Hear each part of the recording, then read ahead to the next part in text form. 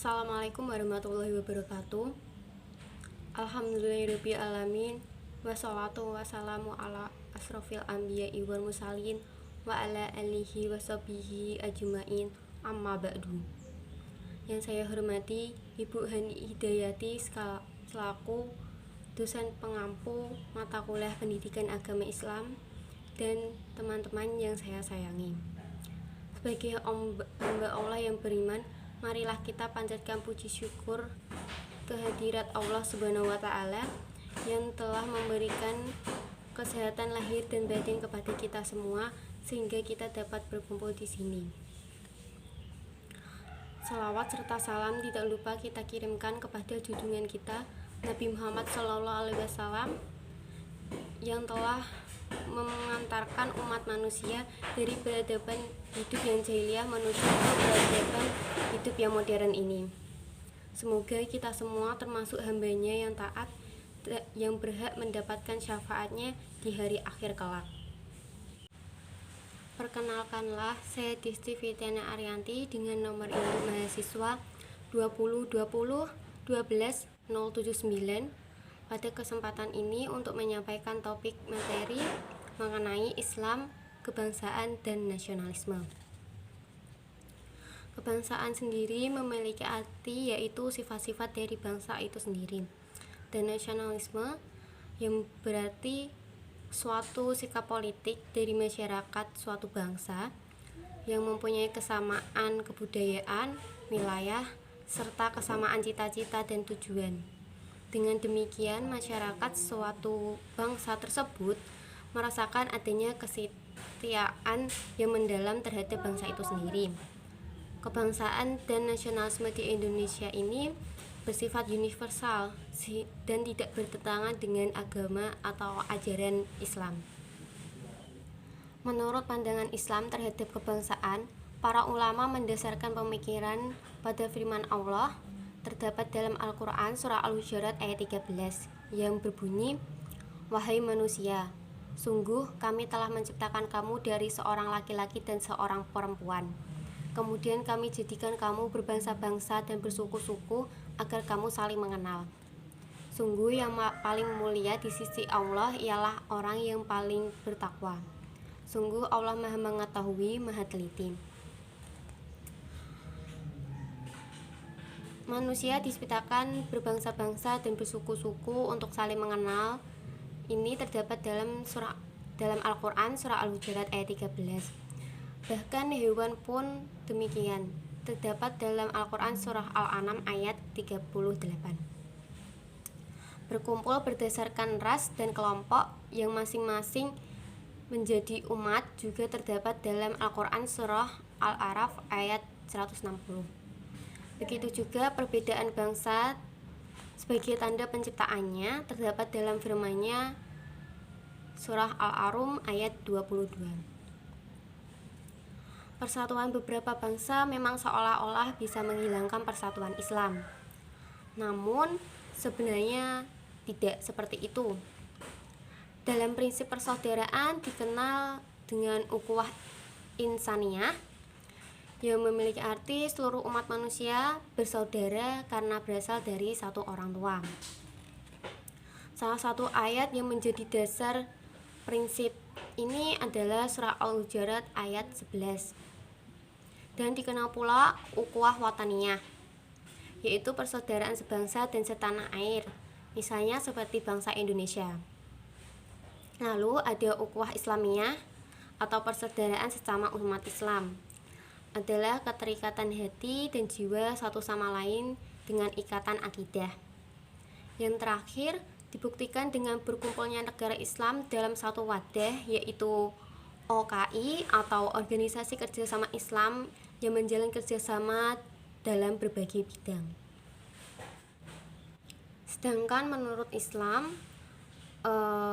tentang nasionalisme ini sendiri terdapat dalam Al-Quran surah Al-Baqarah ayat 126 yang menceritakan bahwa Nabi Ibrahim alaihissalam berdoa kepada Allah agar negeri Mekah dijadikan negeri yang aman dan negeri yang diberi rezeki.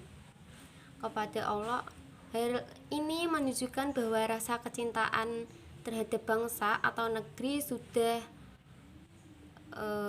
ada ketika pada zaman Nabi Ibrahim, tercermin dari doa yang dipanjatkan oleh Nabi Ibrahim itu sendiri, yang artinya, dan ingatlah ketika Ibrahim berdoa, ya Tuhanku, jadikanlah negeri ini negeri yang aman sentosa, dan berikanlah rezeki dari buah-buahan kepada penduduknya yang beriman di antara mereka, kepada Allah dan hari kemudian.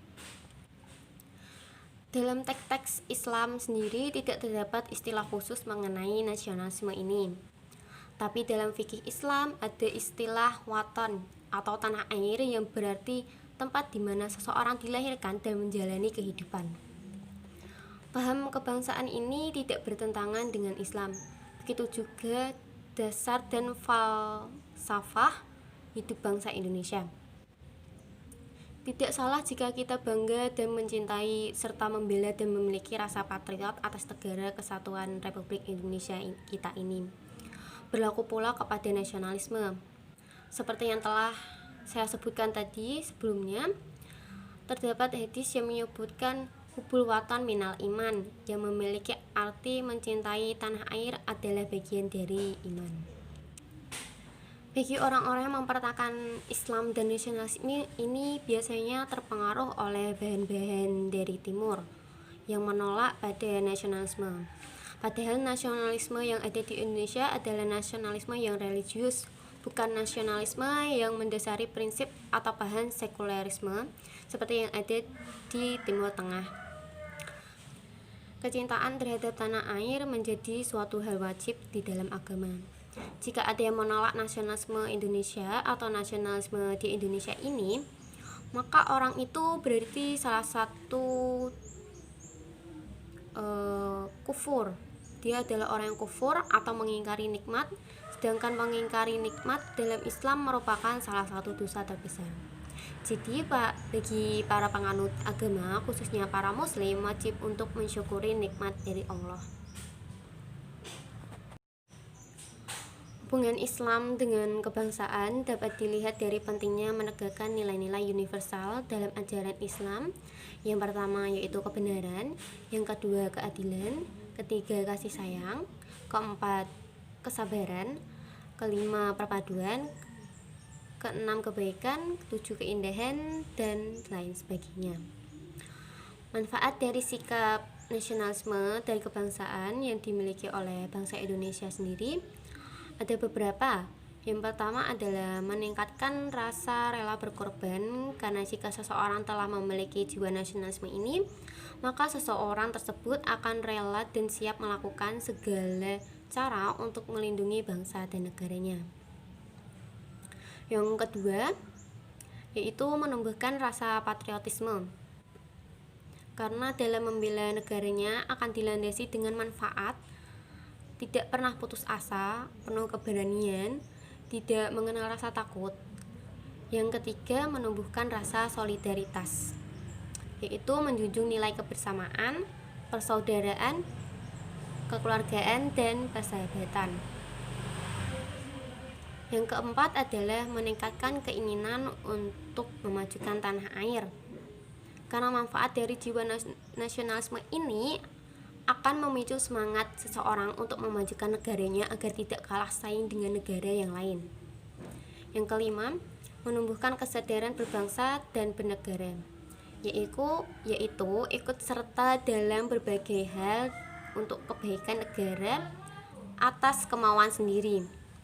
Yang keenam, meningkatkan kebanggaan dan cinta tanah air, yaitu menumbuhkan sikap maupun perilaku untuk menjaga, memelihara, dan melindungi tanah air. Yang akhirul kalam, subhanakallahumma wa bihamdika asyhadu alla ilaha anta astaghfiruka wa atubu ilaik. Wallahul muwaffiq ila aqwamit ta'arik. Wassalamualaikum warahmatullahi wabarakatuh. Yang ketujuh adalah rasa saling menghargai perbedaan yang ada.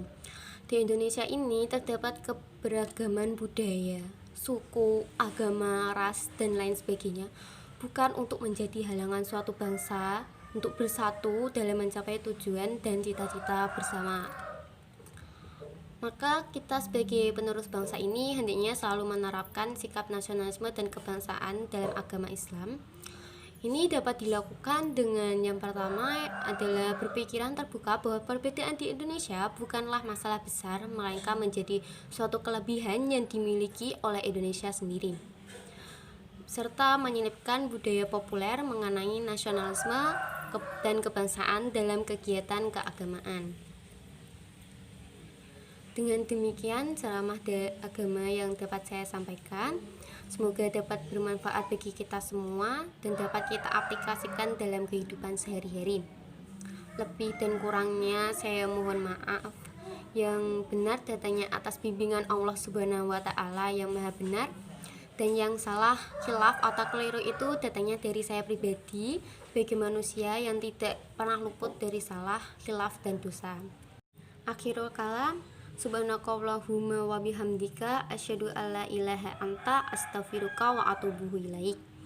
Wallahul muwafiq ila aqwamit ta'arik. Wassalamualaikum warahmatullahi wabarakatuh.